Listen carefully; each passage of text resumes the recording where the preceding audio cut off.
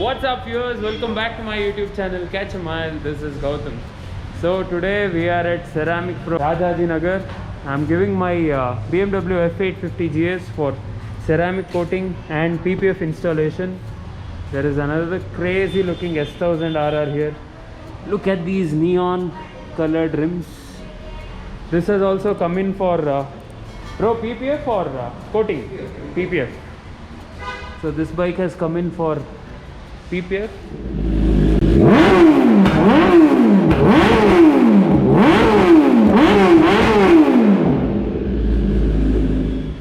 So anyways, for my bike and the helmet, for the helmet we are going to get a ceramic coating done, 9H, no?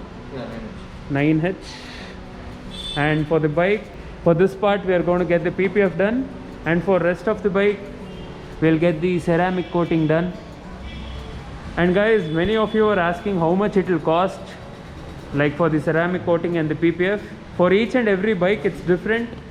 See, when you take my bike for example, we have to do only this part and this part. Rest of the bike it's going to be only ceramic coating. So for PPF it's on a per square feet basis. In the next video I'll be telling you what's the exact price. They do this for all types of cars and bikes, guys. It's not only for high-end cars. There's a Pajero Sport here which has come in for repainting, and there's a Maruti Suzuki Ignis. This has come in for PPF, so they're still doing this. So this is the PPF, and there's a brand new X7 also. Look at this beast, it's such a huge car. This has come straight from the showroom, and this entire car they are doing a PPF. Look at this. They still have to finish it. It's going to take some time, but just look at this car. It's a huge car. Let me show you the engine bay. Twin power turbo. And there's an old GL here. This is, I think, 6 or 7 year old car.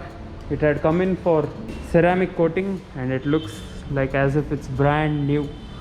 So anyways guys, today I'll be telling you all the bikes that I've owned before. So once I finish here, I'll go back home and I'll continue the vlog there. For any ceramic coating or PPF related queries, you can contact. This is specifically the Rajaji Nagar store. So I'll leave the details below. This video is not sponsored by him, but I'll ask him to sponsor me. Bro, you have to sponsor, bro. Let's see. The next video we'll find out if he's going to do the service for free or if he's going to reduce the cost. So guys, we are back at home now, and continuing today's video. Like I told, I'll be telling you about all the bikes that I've owned before.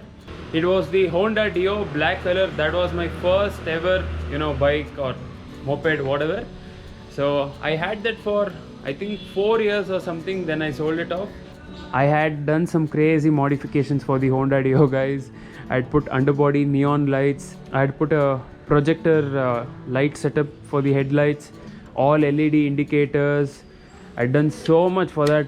When I had the Honda Dio, I got the Karizma ZMR white color. That was an awesome bike. I had an accident also in that. I fell in my Honda Dio also.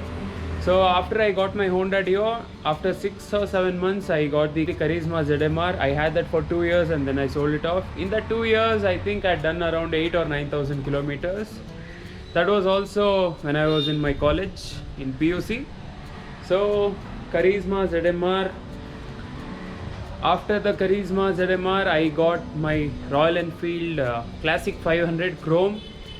I was waiting to get that bike. The day I got it, it was so exciting. It was an amazing bike. I had that bike for another 2 years and then I sold it to my driver. And after the Classic 500, I got my first ever super bike, the Yamaha YZF R6. Guys, the day I got the R6, my first ever super bike, oh my god. It was actually a track bike. I got it pre-owned. So it was like you can see here, it was white color. It had a custom body kit and all that. So it had an Akrapovic exhaust also. It was completely race tuned. It was an amazing bike, guys. So the first ever superbike was the YZF Yamaha R6. So I rode it with the race kit for 1 or 2 months, and then I changed it back to the factory body kit with the headlights and everything. And the exhaust sound was also simply superb. But the problem was it wasn't registered. So I thought I'll get it KA registered, but then there were some issues with the registration process, and they told me that I couldn't get it registered here. So that's the reason after 6 months I sold that bike and I got a pre-owned Suzuki GSXR 1000, my first liter class super bike. So I got the GSXR in August, I think in 2016, when I was doing my undergraduate studies. So I had the Gixxer for 1.5 years. In that 1.5 years of ownership, I crashed after 6 months after getting the bike. It was a major accident. I'll tell you about the accident in the next video. When I go to collect my BMW F850, I'll make a separate video on that. So yeah, in that 1.5 years, after 6 months of getting the bike, I crashed in it, and then it was at the workshop for another 6 months. So in that 1.5 year, almost 6 months it was at the workshop. I rode it for just 1 year, and then after that I had to sell that also. And for the Suzuki GSXR 1000, like I told you, I got it pre-owned. So the bike had an exhaust. It was a Micron exhaust. The name of the exhaust was Micron. I didn't like it that much, so I traded that for a Jardine GP1. You can listen to that sound here.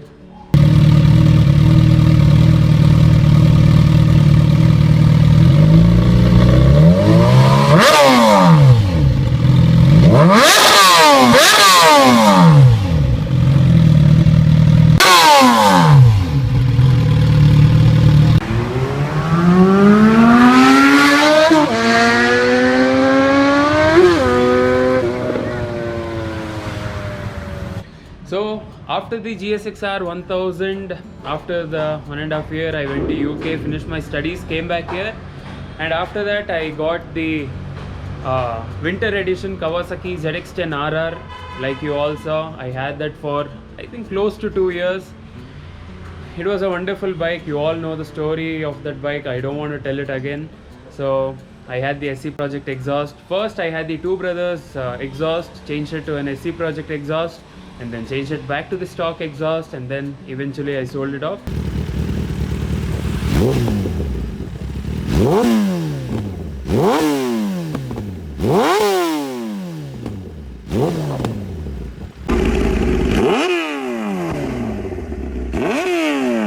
During that time, I don't think many of you know this, but I had a KTM Duke 390 also. I got it brand new from the showroom.